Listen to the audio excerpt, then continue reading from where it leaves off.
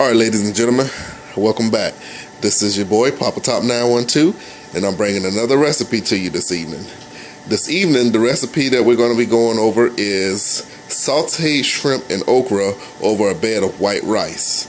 So the ingredients that I have today is, number one, some large to jumbo size wild-caught Georgia white shrimp, couple of maybe 3 scallions, 1 medium-sized white onion, 1 large shallot. That's a poblano pepper for a little bit of heat, but not too much. I'm going to probably use maybe just half of that at the most. And then also we got some lump white crab meat, the frozen okra, and bacon. And then the only seasons we're going to use in this pot tonight is the natural sea salt, coarse ground black pepper, and a pinch of sugar. I'm just going to use the sugar to kind of take the bite off the okra and also help me to dry up the slime in the okra as well. So I'm going to go ahead and start breaking down these ingredients and getting them prepped up, and then when you come back they'll be all done and we'll start cooking on the stove.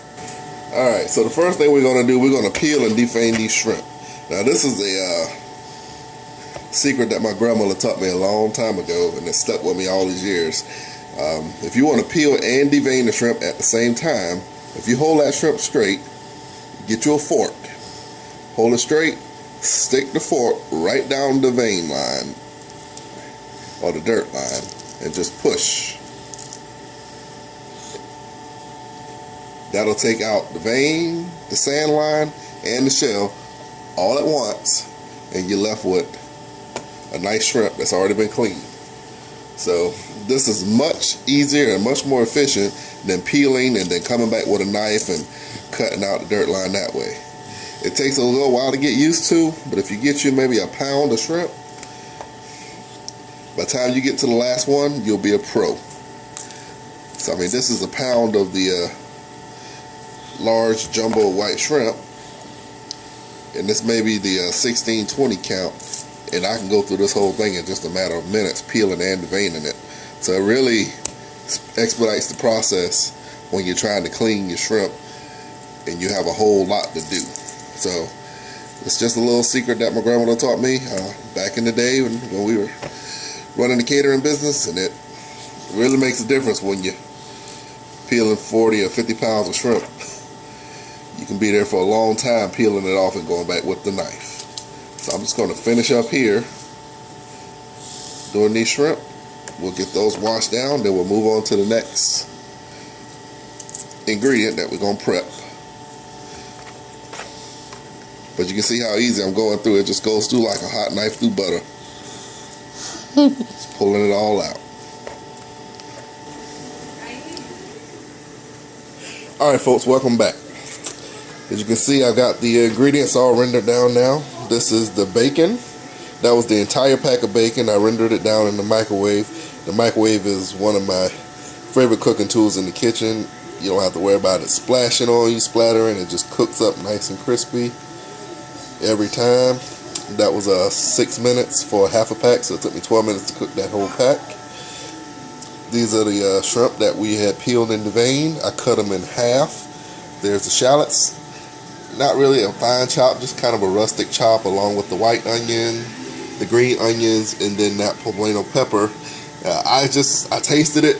It's almost like a bell pepper with a slight kick. So I didn't do a really fine julienne chop on that like I did on those other peppers in some of my other recipes, because it's really not that spicy. But if you don't have one of those, you can substitute it with the regular green bell pepper. It'll be just fine. Just add a little more pepper, maybe some red pepper or something, and then that's the crab meat that I went ahead and just flaked through to make sure there wasn't any shells in it. So next thing you're going to see, we're going to start putting these ingredients in the pan and pulling this recipe all together. Alright, so here we have the pan, and what this is the grease that was rendered off that bacon in the microwave. I just poured that into this pan. You can see it's got a couple of the bacon bits in there, so I didn't strain this or anything, because for this particular recipe it doesn't really make a difference. So I'm going to go ahead and put in the onions, get those start cooking down and releasing their natural flavors along with the shallots.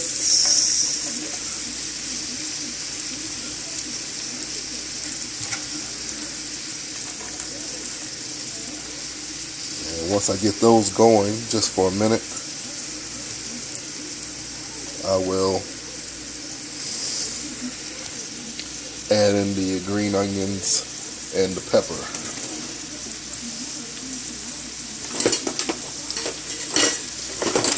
So I got my heat on high. I want to get these started good. I had it going for about 2 minutes before we came over here. You can see it's got a good sizzle to it, but I want it to cook a little faster than that.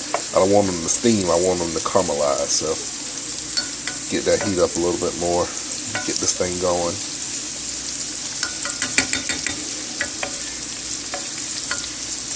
Just gonna let it rest.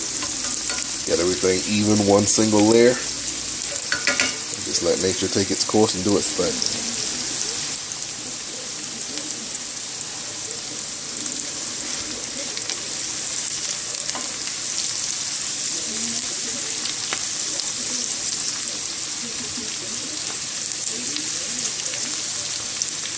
If you can see that, we're starting to get a little caramelization around the edges of those pieces.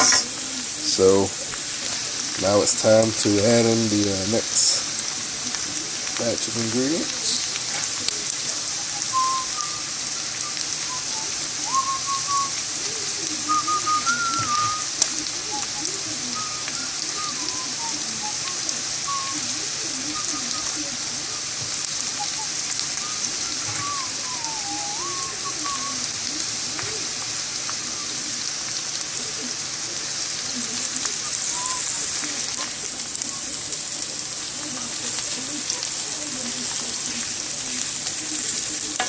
Get those mixed in.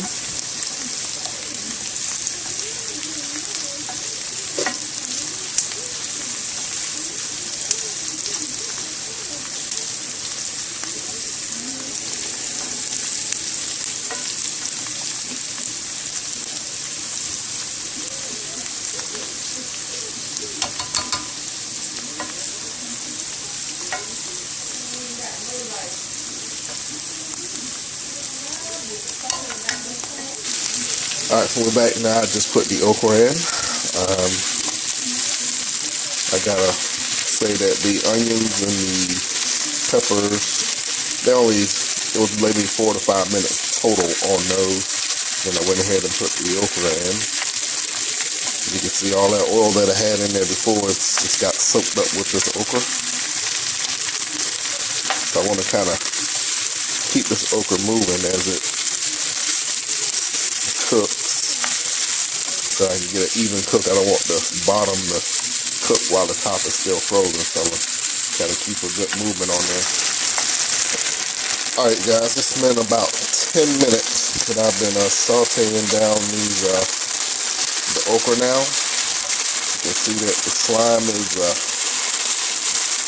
starting to thin out a little bit, and also it's gone from a boiling type of sound to more of a frying sound now, as all that water from the frozen okra has kind of evaporated out of the pot. So at this point, I'm going to take just like a half a tablespoon of sugar. So like I said, to help kill that slime and cut the bite off the okra.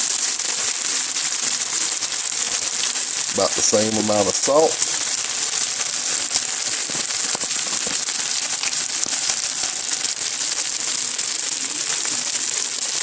And I like black pepper, so I would go about twice as much on that black pepper. And get that mixed in.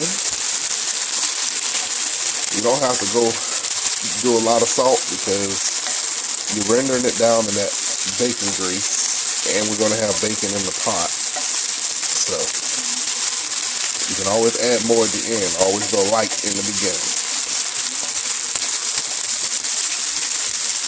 That's what we got going on right there. Now I'm going to pour in the bacon.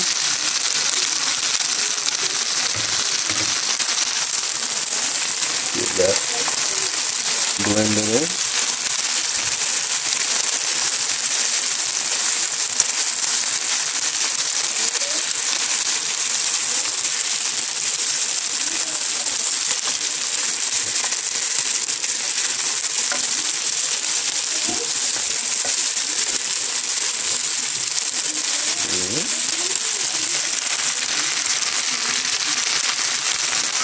Pour in the shrimp.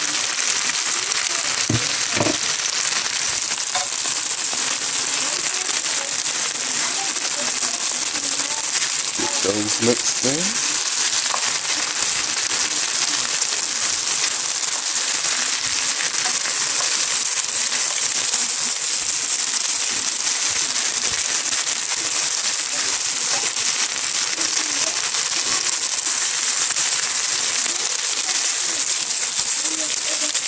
Even distribution.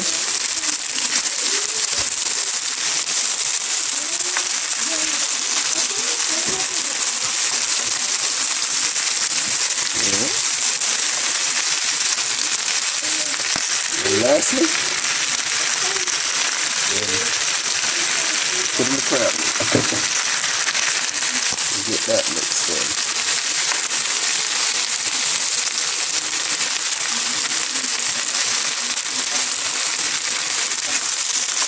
I don't want to work the crab too much because I want to have some remnant of a small lump in there. I just want to fold it in and then just let the pot rest.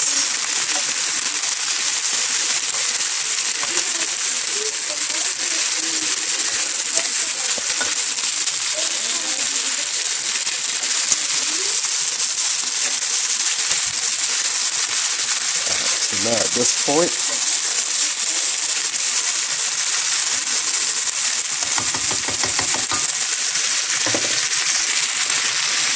let me just put my lid on it and let it steam. Cut that heat down to low and just let it go.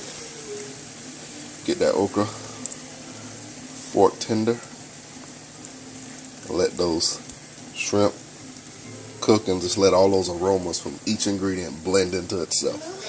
When we come back, it'll be done, and I'll let you see what it looks like and what the finished product's gonna look like when it's plated with that bed of white rice. Alright folks, we're back and this dish is complete now.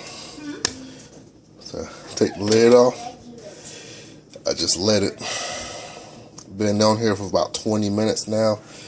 After about 10 minutes with the lid on, I opened it up and I tasted it. I ended up putting that other half a tablespoon of sugar in there, so it's 1 tablespoon of sugar, and I put a little bit more salt and just a little bit more pepper to taste. And then I just put the lid back on and just let it steam for about another 10 minutes and didn't stir it around, just letting everything seep and all those flavors just marinate and soak into one another. So that's the final product of the pot, and I hope you enjoyed it. Hope it gives you inspiration to go try it for yourself. It's an excellent dish. Just give it a shot. It's Papa Top 912. This is the sauteed okra with shrimp.